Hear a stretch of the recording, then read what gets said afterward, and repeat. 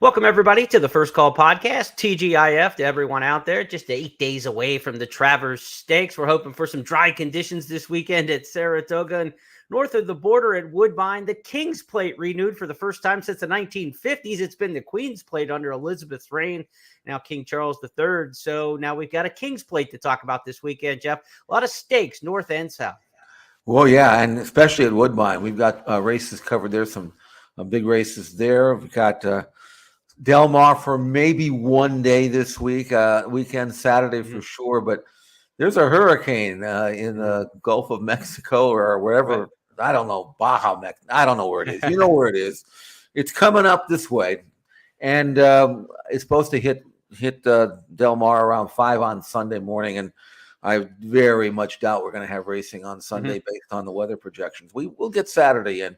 And so we'll do that. And then, as you mentioned, Saratoga, another rainy day on Friday as we record this with races off the turf. Have no idea what that situation is going to be there. So I think we got a good chance, though, to be dry and fast at Woodbine. So we've got a number of races we'll be covering. At least we'll have confidence in that anyway.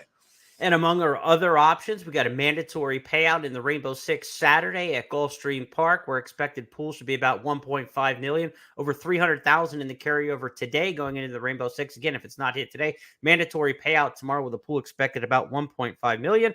And my old home sweet home in Oklahoma City, Remington Park, has opening night tonight. 8:07 Eastern, first post time for the Remington Park card that features the Governor's Cup tonight. $100,000 stakes race with some familiar names in there. Rated R Superstars won that race the last 2 years ago, 2 years in a row. He's retired now, so somebody else can pick up the mantle in the Governor's Cup tonight at Remington. Here are the stakes Jeff and I will handicap for you on the podcast as our listeners and viewers, depending where you're tuning in for First Call. Let's go through the schedule for those of you listening in on podcast channels. At Monmouth Park, we're going to go to the Philip Island Stakes, one of the keys towards the Breeders' Cup Dirt Mile, and also the Express Bet Race of the Week. That'll be our first handicapping chore. Then to Woodbine on a big stakes day Saturday as well. Jeff will look at the King Edward Stakes. Saratoga's Saturday card includes the Lake Placid for the Turf Fillies and the Alabama for the 3-year-olds on the dirt, 3-year-old fillies on the dirt there. Potential championship implications, we'll figure that out. At Del Mar, the Del Mar Oaks for the 3-year-old fillies on the turf on Saturday goes as the main event. Then Sunday's big card at Woodbine, King's Plate is the featured event. We've got 3 stakes in all that we will handicap: the Bold Venture and the Dance Smartly as part of that undercard. And a lot of great opportunities. As you look at those 5 stakes races on the program for us to handicap on Saturday, I want to let you know all 5 of those are part of a $10 money back special. When you bet with First Bet and Express Bet, it's the Saturday Stakes promo, $10 money back special on your win bets if they finish second or third in a lot of key stakes races around the country each and every Saturday during the month of August. All those that we're going to talk about today are a part of that. Also, 2 races at Laurel Park, the All Brandy and the Fine. They're part of the money back special. And also 2 harness races from Pocono Downs, the $300,000 Max Hemp and the Earl B, another $300,000 race, also part of that $10 money back special. So a lot of great opportunities to play the big races around the country. Harness, thoroughbred, north of the border, south of the border, everything goes this weekend, it seems like. And hopefully we're going on the turf at Saratoga. But let's start at Monmouth Park, Jeff, with the Island as our first handicapping chore of the day. And the Island Stakes, as I mentioned earlier, is the Express Bet Race of the Week. You can get my full analysis in your email inbox each and every week. And also subscribe to my Substack, Jeremy Plonk on Substack. And I send those out each and every week to your email inbox that way as well. Favorites have had a good run in the Island over the last 10 years, Jeff. 4 winners, 3 seconds, 3 thirds. The favorite on Saturday figures to be Zozos. Can they beat him? Well, in his present form, I'm not sure that they can. He's 6-5 in the morning line. Maybe you can give us some of your insight because you've made it the race of the week, and you obviously have done some maybe more research than I have, I'm pretty sure. But the thing about Zozos, you remember him? I thought he was going to be a really, really good 3-year-old, and he actually was. I mean, he wasn't like he was a bad 3-year-old. He was second in the Louisiana Derby behind Epicenter, threw him to the Wolves in the Derby, and that didn't work out. And then he was gone for like 6-7 months. And, since he's come back, he's done very, very well. I mean, he's won 4 out of 5. He had a poor run in the Louisiana Stakes, but other than that, he's won, and he keeps getting better, and he's got 3 consecutive triple-digit buyer numbers now. So he's been fast on figs. That makes him one of the better older horses in the country, and he has a chance now to build on that win streak, which now numbers 3 for Brad Cox. Now, his last race was on an off track. He handled that just fine. So obviously he's a versatile type of colt. He's a son of Munnings. He's only had 9 starts. Jeremy, he's got a chance not only to win this race, but maybe to go on and win a bigger one after this. What do you think? Yeah, the Breeders' Cup Dirt Mile would just seem right in his wheelhouse. This is a race that gets you some free entry, partial entry paid into the Breeders' Cup Dirt Mile if you run well in this race. And that would seem smart because, as you mentioned, he's a son of Munnings, a sprint influence, out of a forestry mare, 7 furlongs mile type with the forestry. So he's miler on miler. His last 2 have been at a mile, and the money at 3 was to go longer, right? And they had a pretty good 3-year-old campaign. But looking at this horse as an older horse, this looks like a very smart plan for him to work up towards the Breeders' Cup Dirt Mile, I would have to think. His last performance at Ellis Park was in the slop. It was at a mile. We're expecting a fast track on Saturday at Monmouth, maybe some rain in Jersey on Friday, but it's supposed to dry up for Saturday. Here's how he looked in the mud. He looked awfully good in the Hanshin at Ellis. There. Meanwhile, from the back of the pack, War Campaign's putting in a run.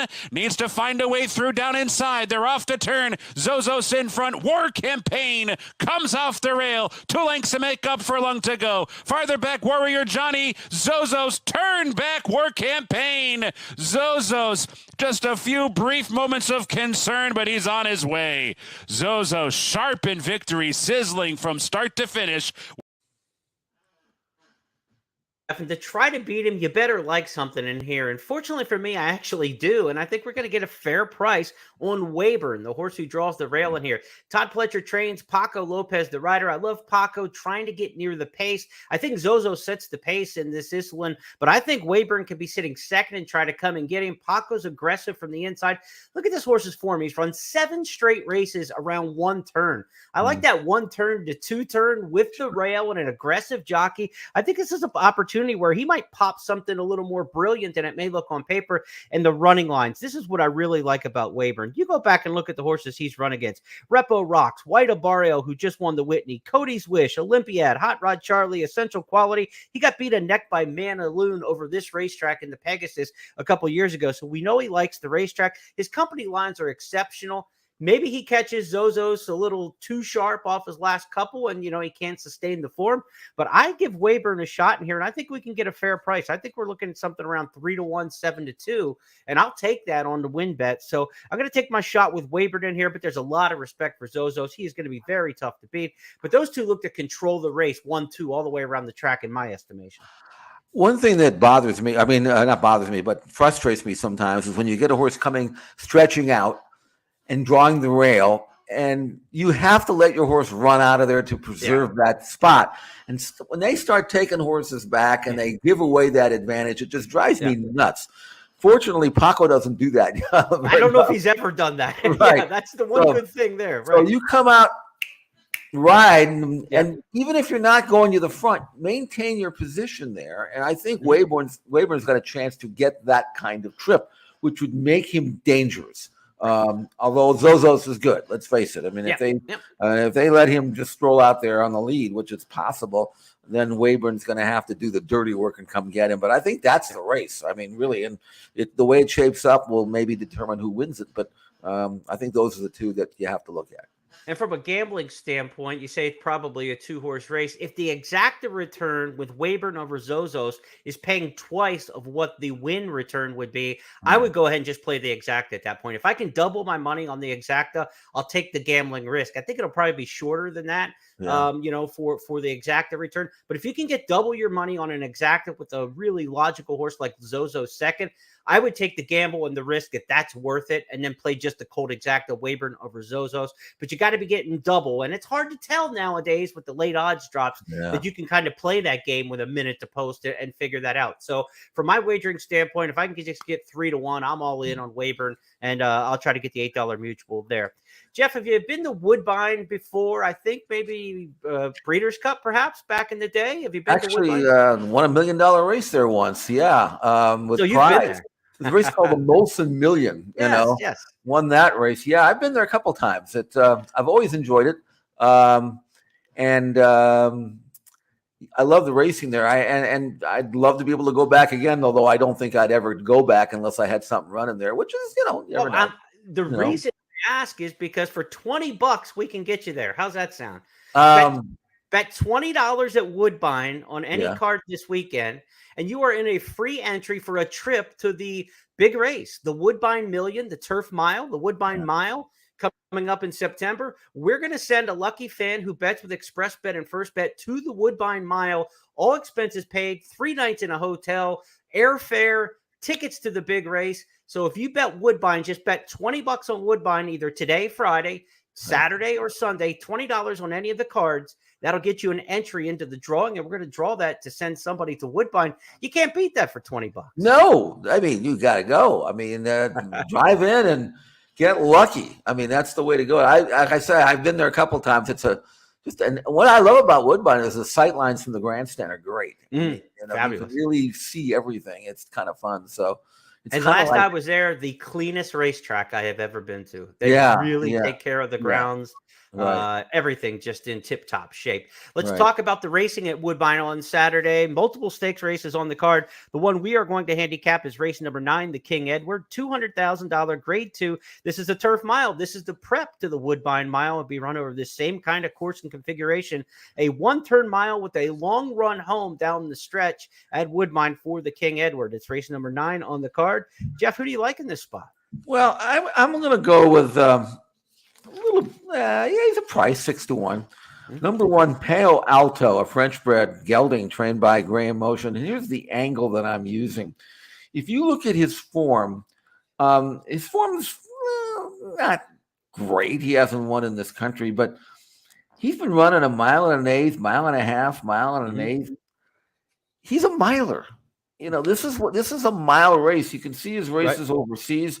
Much better at a mile. He's never, he had a couple of runs here, 2 turning around a mile, and he didn't run badly. He was second in the Group 3 race at Pimlico in his U.S. debut. He was second in the stake at Aqueduct. That's a 2-turn mile. But I think a 1-turn mile is what he's been begging to do. He's not a bad horse off his best day. Numbers are strong. He's also a first-time Lasix user for Graham Motion, and there's pace in the race. I mean, I think turning back and trip, allowed to kind of come out of the gate and settle and make one run from the top of the stretch to the wire. I think Palo Alto has got a chance to leave his form behind in a race that I think suits him perfectly. So for me, at 6-1, I'm going to try Palo Alto to win the King Edward. 24th career start. And I believe this will be the first time he's ever run on Lasix. All the European races, obviously not. And in the U.S. he hasn't. So we'll see what Palo Alto does. And on a day where Stanford may be heading to the ACC, the news rumblings are coming around there. Who knows? Palo Alto could be the hunch play there. Look, these horses going towards the Woodbine Mile with the prep race in the King Edward. When they get to the big race, they will not have the defending champion there. We talked about this earlier this week. Modern Games retired earlier this week. So the Woodbine Mile picture opens up, and maybe somebody from the King Edward will step up into that picture. That's the big race Saturday at Woodbine. Let's go to Saturday's Saratoga slate, where the Lake Placid goes as race number 7 on the card, and the Alabama is race number 9. These are both races for 3-year-old fillies, the first on the turf, the second on the dirt. So let's start things off in the Lake Placid. Jeff, you've got a horse in here named Tax Implications that you want to focus on. This is a horse who ran second in the Lake George Stakes and gets a rematch with the stablemate. We'll let the fans see that last race and tell us why you think it might turn out different. There goes Liguria on the outside. Behind her, it's Revelita. They're at the top of the stretch. Surge Capacity trying to get through on the inside of Secret Money. Surge Capacity is up to take the lead. On the outside, Tax Implications is coming with a big bid. And then Liguria followed by Revelita. It's Surge Capacity in front close to home. Surge Capacity under Joel Rosario has won the Lake George. Tax Implications was second. That was the Lake George. This is the Lake Placid. Yeah. This 8 horses scheduled to run here, assuming that the race remains on the grass. Right. And that's maybe an assumption that maybe I shouldn't take, because there's rain this morning as we record this at Saratoga. And I know that they're a little bit hesitant to run races on soft ground at Saratoga, even though this is a stake. Obviously, they'd love to have it. But So I don't know. I mean, Chad Brown's got 4 of the 8. So it's this kind of race where I just don't really want to dive in too deeply. But I do think Tax Implication, who was second to Surge Capacity in the race we just saw, has a chance to reverse that. In that race, Surge Capacity hugged the fence the hedge every step of the way and got through. And Tax Implications never saw the rail. She was wide outside 2-3 wide every step of the way. Got beat only a half length. So I think maybe now that trip could be reversed. Tax Implications inside, Surge Capacity outside. It's kind of splitting hairs here, but that's what you almost have to do when you've got all these horses from the same barn. And I think Tax Implications, she only had the 4 starts, and numbers are rising, and she's got good tactical speed. She certainly ran well in the Lake George. On the other hand, Surge Capacity, a perfect 2 for 2. We don't know how good she is. I think the chances are reasonable that the winner will be one or the other. Right. And Tax Implications is listed at 5-1 in the morning line. I think that's one of the reasons why I ended up going with her. I don't know if she'll be 5, but that's a fair price for me. So I'll give Tax Implication a little bit of an edge on top over a race that almost certainly will be run on ground less than firm. Lake George was yielding, so I mean she handled that. So let's go with Tax Implication to win in a desperate finish. I'm sure it will be in the Lake Placid. Wearing those red and whites of Clairvich Stables. The barn is also covered in case this race comes off the turf because one of the main track onlys is Undervalued Asset, coming off a win in Allowance Company at Saratoga, going 7/8 of a mile. So you would expect that we could be looking at Undervalued Asset as one of the horses to beat in here if the race. Well, she will be. You are looking at Chad Brown and Clairvich Stables having all the angles covered. Yep, they got it covered no matter what. Lake Placid. Let's move next to the Alabama. It's race number 9 on the card, grade 1, 1.25 miles. The fillies are not asked to go 1.25 miles very often, and at this class level, this is about it. The Alabama each year at 1.25 miles at Saratoga. They'll start at the head of the stretch, make a full run to the wire, and then a lap around the main track. We've got the Black-Eyed Susan winner taxed part of this group. You got Wet Paint, who won the Coaching Club Oaks last time out. She was the beaten favorite in the Kentucky Oaks this year. Jeff, it's a division where it seems like the leader of the division, Pretty Mischievous, is more apt to run shorter, right? She's been kind of cutting back, testing races like that, than going long to the 1.25 miles here. What do you make of the division right now, and who could step up here in the Alabama? Well, these fillies tend to take turns. I mean, we saw how well Gambling Girl ran 2 races back in the Kentucky Oaks, and she was bet down to 6-5 on the basis of that pretty much one effort. And then she was flat as a pancake when she got beat in the CCA Oaks here at Saratoga. So they're kind of up and down. I mean, Wet Paint's been up and down. She just won a race at Saratoga, which was good. But the buyer number of 89 was just kind of average, really. So I don't know how good that group is. Here's what I did. I went with Clairvich Staples and Chad Brown. Big Saturday. With a filly named Randomized, who's coming off a buyer number of 97, if you can believe that, which is much faster than the rest of these. Now the question, though, is can she run that same kind of race at 1.25 miles as she just did when she won a stakes going a mile, which is kind of it's not a 2-turn mile, but it's not a 1-turn mile either. It's 1.5, I guess. But in that race, I looked at the form and I saw that she made the lead. And then I saw that she opened up 2 at the top of the stretch. And she won by 1.5 lengths. And I'm thinking, well, that sounds like she's kind of life and death to win. I don't know if she can go 1.25 miles. But then I went back and again watched the video, and I realized something. Number one, I don't think she was getting tired. In fact, she came home in 24-3. Number 2 is she wasn't really knocked about in the final 16th. She looked like she had something left. And number 3 is she was actually drawn away on the gallop out. I didn't think she was getting tired. And she's only had 4 starts, and this was by far her best. And I think Chad thinks that put her on the lead here and going 1.25 miles. There's a long run of the clubhouse turn. I don't think they'll have to send her to make the lead. I think that opening quarter is going to be soft, and I think she has a chance to run these others into the ground. And based on her last race, I'm going to try her at 9-2, randomized for me, pull off a mild surprise in the Alabama. Yeah, not much speed in here. Defining Purpose likes to press a little bit, but be further to the outside of that one. Yeah. Should be a good trip. Let's give the fans a chance to see that Wilton race from Randomon. On strongly, Unsung Melody second, followed by Just Catherine. On the outside, Exceed with plenty of work to do. They're coming inside the final eighth of a mile and Randomized in complete command. Opening up to lead by 3. Just Catherine, a solid effort, but she's still 3 lengths behind, and it's going to be Randomized. Randomized has won the Wilton. Just Catherine, valiant in defeat. So we take a look at maybe one other contender in this race, Wet Paint, horse who, was the favorite in the Kentucky Oaks. She looks so good at Oaklawn, sweeping the series there. She's just got that one move, and when she makes it, she's a devastating finisher.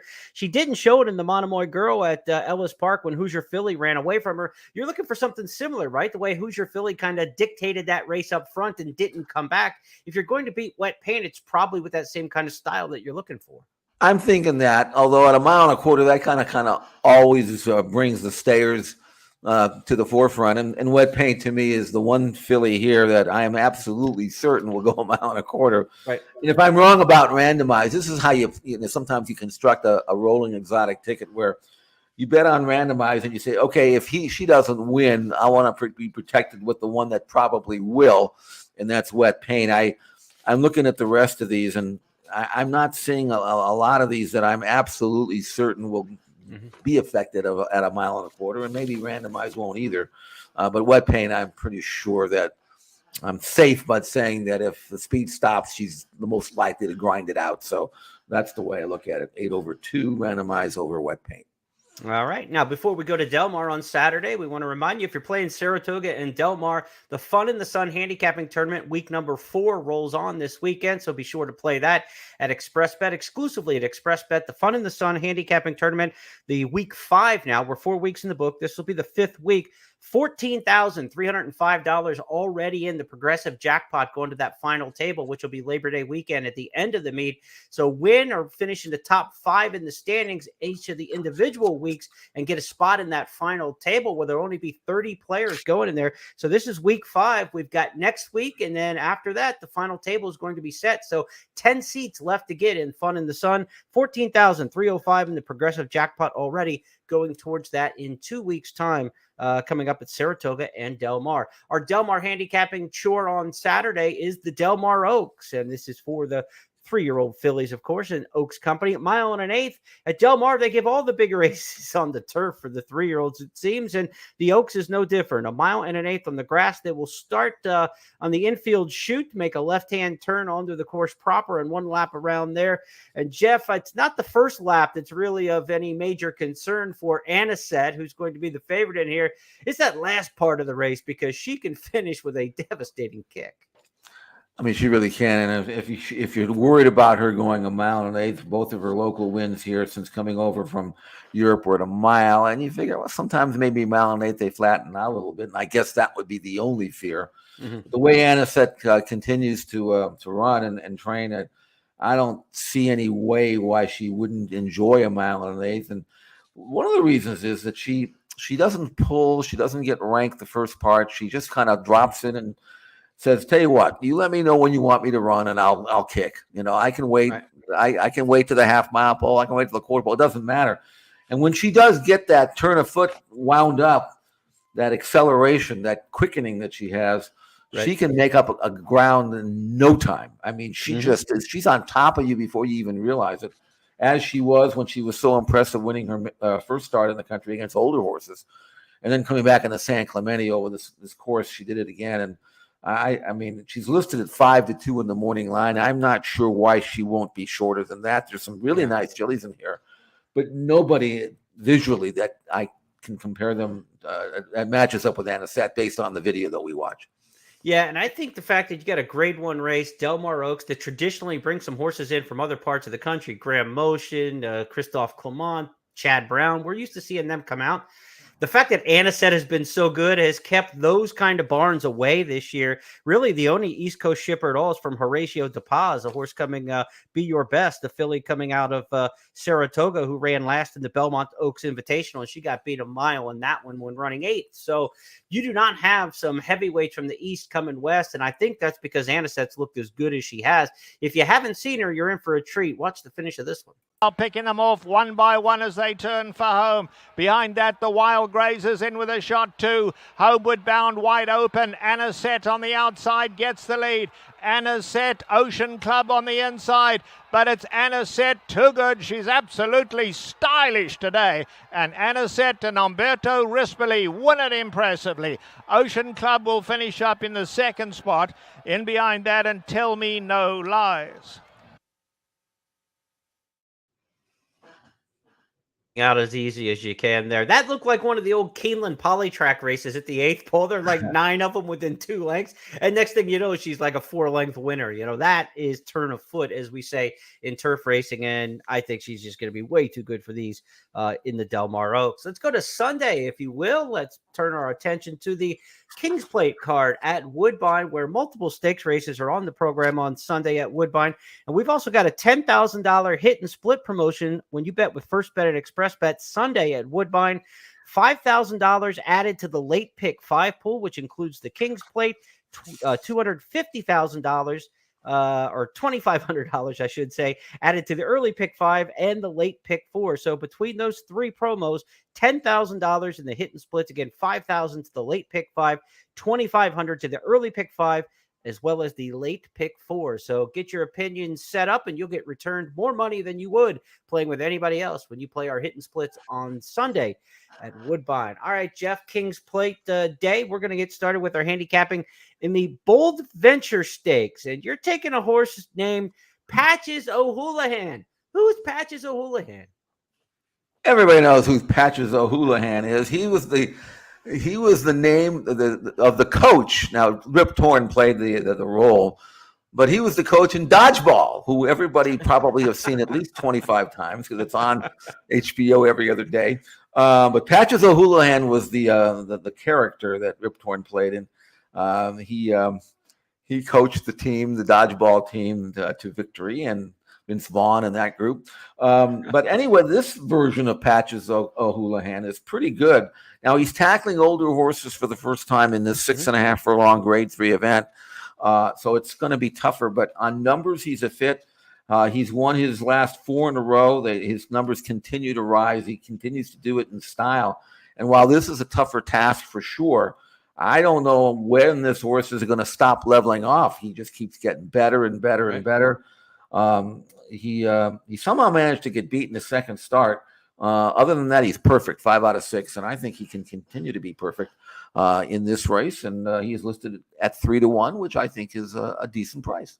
Let's go back and take a look at him in the Lake Superior Stakes. And no matter how fast you can throw, you're not going to hit Patches O'Houlihan. Blue Chairman, they're sticking on. Pulana No T's not doing enough at the moment in the center. And last, Sooner Luna, Patches O'Houlihan hasn't been tested whatsoever. Out by 4 or 5 lengths. And this has been really almost, I would say, embarrassing for the others. Patches O'Houlihan's won by 7 lengths and could have gone round again and may well do in the next start. Patches O'Houlihan by 9. Won by Hemingway second. Sooner Luna. Geller speed shaming the rest of the field there, saying it was almost embarrassing with the call. Patches O'Houlihan, Jeff's standout play in the Bold Venture Stakes. That's race number 7 on Sunday, the King's Plate card at Woodbine. Let's go to the 9th race on the card, the Dance Smartly, named for the brilliant filly. 1991, she was at the top of her game, and a brilliant filly, Moira, is in this one as well. She was last year's Queen's Plate winner, Jeff, runner-up in the E.P. Taylor, and then disqualified for the interference. She's one of the top fillies in Canada over the past couple years. Moira stepping up against older horses now as a 4-year-old, though. Hasn't had the success at 4. She's 0 for 2 with a couple good second-place finishes. One of those behind Fev Rover, who's turned out to be pretty darn good. Fev Rover winning the Beverly D last week. Do you like Moira in the Dance Smartly, or are you going to go somewhere else? I'm going to go somewhere else. I like Moira. Don't get me wrong. I mean, I just don't know if she's as good on grass as she is on all weather. Maybe she is, and I guess we'll find out here. This is her chance. No disgrace for sure. although at the time it was when she got beat at odds on when Fev Rover beat her. But Fev Rover is going to beat a lot of fillies this year. I can tell you that. So maybe that being a little bit too harsh. She's obviously the one to beat, but I'm looking at a lightly raced. Yes, I know, Chad Brown. Filly vanning up from Saratoga. It's up. I think it's this way, right? Anyway, wherever she'll get there. Maybe it's down. A little bit west. Yeah. Okay. A little bit Anyway, Salima is a filly, an Irish bred filly who has won 3 out of her last 4. Now I remember her because she was out here at Santa Anita back in December. She was all the rage when she was favored in the American Oaks. And she didn't run as well as we all thought. She made the lead that day. I'm not sure that's really the way she wants to run. Found herself on the front end and got run over. And then we didn't see her for 6 months. So maybe she came out of the race a little banged up. But anyway, she came back in a very good allowance race, I thought, and was, to me, very impressive. And I think she can take that win and step up in class and maybe win this race at a grade 2. They think the potential is there. And she's already a stakes winner and doesn't have to prove herself. Numbers-wise, she's fast. So I think based on the race I saw at Saratoga, I think Salima can step up and win this race. All right, Jeff's pick there in the Dance Smartly Stakes. Yeah, I've made that drive actually from Saratoga to Woodbine, going across the northern tier of New York there, passing through Rochester and places like that, Syracuse along the way as you make your way over. I think it was a family day in Saratoga, a family weekend, and then we had a fan education event for the Queen's Plate. So that would have probably been late June back in the day. I don't know, 8-10 years ago. But I've made that drive. You definitely go west from Saratoga. Yeah, I know that part. I don't know if you go up or down. Yeah, you go up slightly, I think, eventually, by the way the crow flies. Let's move to the King's Plate main event on Sunday at Woodbine. This is $1 million race for 3-year-olds foaled in Canada. A lot of folks like to say it's the Canadian version of the Kentucky Derby. It's the first leg of the Triple Crown. It's 1.25 miles. It's the prestigious pomp and circumstance race that they have at Woodbine each and every year. And man, we've got 17 runners in the main body of the field. That's the capacity gate size. 2 also eligibles as well. So a very good shot. We are starting this thing with 17 horses, Mr. Siegel. So we know it's going to be a good betting opportunity. And this is a year where there's not just a standout kind of favorite, I don't think, in the plate. I mean, there's not a horse, Calic for Chad Brown won the Pennine Ridge is the 3-1 morning line favorite. This is not a year where there's just like a dominant winner of the plate trial, a dominant winner of the Marine, the local preps that you're looking to just run roughshod over this race. So I think we can get creative.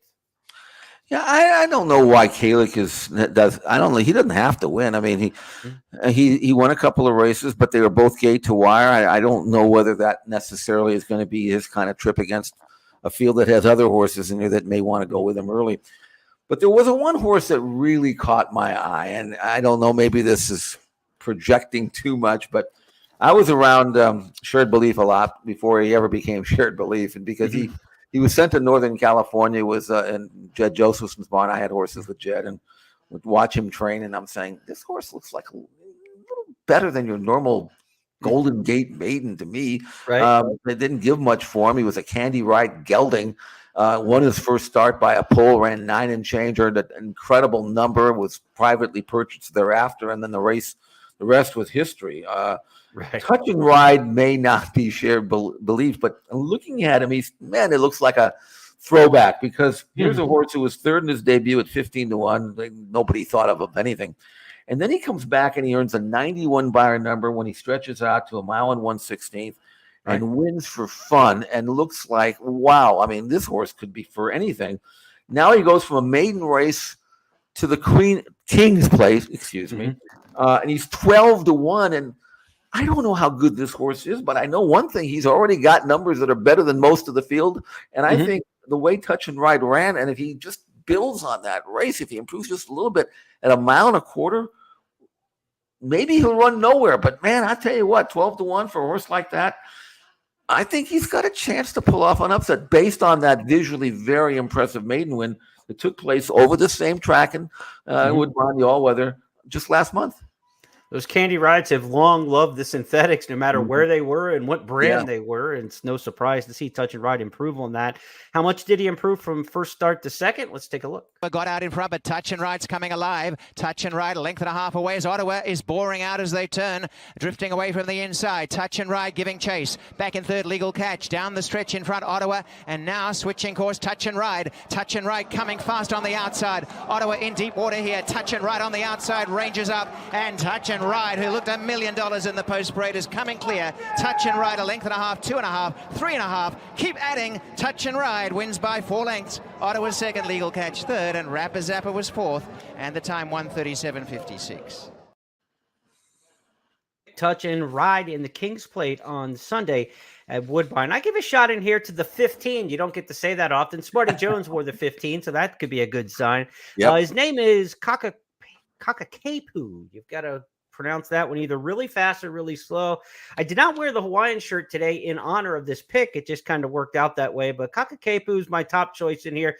Runner up in the Marine Stakes. That's open company in the Marine. Now back against the horses that are foaled and sired in Ontario there at Woodbine.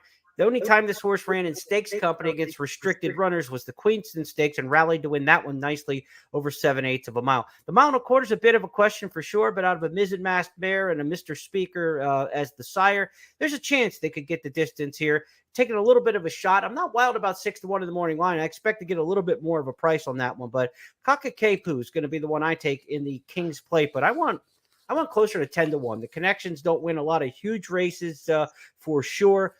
Rico Walcott, the jockey, one of the top jockeys in Western Canada for decades. If you're used to playing like Hastings and the Western Canada tracks like that, you've known Walcott for a long time. He's saddled up at Woodbine here during the course of this year and finally getting a chance in the Queen's Plate, King's Plate, with a real chance in there. So I'll go with Kakakepu in a race that could go a lot of different ways. Mark Cassie's had success in this race with fillies over the years. He's got the filly Elysian Fields coming off the Woodbine Oaks. Of course, last year, Moira won this race coming out of the Woodbine Oaks for Kevin Attard. Kevin's got, I believe, 4 horses in the main body and a 5th on the also eligible list, so he could go back-to-back in this race. A lot of different ways to look. Be sure to check out all the handicapping selections. We'll have more for you on Sunday on our website for Woodbine. Woodbine's big day on Sunday, of course, for the King's Plate. So a lot cooking there, Jeff. And hitting splits, $10,000 worth of them in the late pick 4 and pick 5. With a 17-horse field as part of the late pick 4 and pick 5, you're almost assured that we're looking at a lot of people stretching out on tickets, which are going to help the prices in those multi-race wagers. No, it's a great gamble. Great gamble. And when you throw in that hit and split money, it makes it an exceptional gamble. So be right and make some money. And the opportunity is there on Sunday. A lot cooking around the country, north of the border as well in Canada. I want to remind you once again, stakes action at Gulfstream Park on Saturday. The Sheer Drama is race number 9 on the card. Part of a mandatory payout in the Rainbow Six Saturday at Gulfstream Park. Pool should hit over $1.5 million, $324,000 in the carryover going into Friday's card. Again, Sheer Drama Stakes Saturday at Gulfstream. Our sister track Laurel's got the All Brandy and the Fine Stakes. Both those races part of the $10 money back special on the Saturday stakes action. Check out the website Express Bet and First Bet to get a full list of stakes races where you can get those $10 money back specials. Going to be a huge weekend, and this is like from a racing standpoint, it's like a 4 or 5 day weekend because Parks has 11 stakes races Monday and Tuesday between those 2 cards, Jeff. So we've got some good action to look forward to before we even come back and do our recaps on Tuesday on It's Official. So a lot cooking. They're going to have the prep day for Pennsylvania Derby and Cotillion. Those races are on Tuesday. A bunch of Pennsylvania bred stakes coming up on Monday at Parks. So again, 11 stakes races over 2 days at Parks coming up on Monday and Tuesday. I'm out of breath. I've got more handicapping to do for the weekend. This is going to be a fun one, Jeff. Yeah, it will be. And as I mentioned, it looks like that hurricane might wipe out Sunday at Del Mar. So I won't be posting any selections or analysis for Del Mar on Sunday. But if they do manage to run, check me out on my Twitter, and I will. I'll have some analysis there. But tomorrow, Saturday, looks like fun, and I'm going to be watching those Parks races on Monday and Tuesday for sure. I mean, they own the simulcast signal on those days. They're smart to take advantage of that. Horse players don't care what day it is. No, As long as there's something to bet on and that could give them value. It could be Yeah. Monday, Tuesday, Thursday. Who cares? the really good so, Philly I mean- Southlawn is running at Parks on Tuesday in the Catherine Sophia. So she's Right. not running in the Alabama. She's going there at Parks. So Exactly. some headliners as well. Absolutely. So we'll be looking at that. Then, of course, next week, Travers Weekend. I mean, that is, I mean, I don't know what the gambling will be like. I'm sure it'll be interesting, but the racing will be extraordinary for sure. So looking forward to that. And as we get into late August, early September, there's still plenty of incredibly good racing, both at Saratoga and at Del Mar as well. As we gear up towards Tuesday's return for our It's Official podcast, I'm going to throw one out for the weekend, Jeff. You can think about this one until Tuesday. Maybe we'll debate it. Javier Castellano dumping and spinning the mount on Kentucky Derby winner Mage to ride Arcangelo, the Belmont winner, in the Travers. Good move or bad move? Don't answer now. Let's wait for Tuesday, and maybe we'll talk about that one on our debate show. Have a great weekend, everybody. Good luck. It's King's Plate weekend at Woodbine and a lot of great racing around the country. Stay dry out there, and best of luck. We'll see you Tuesday.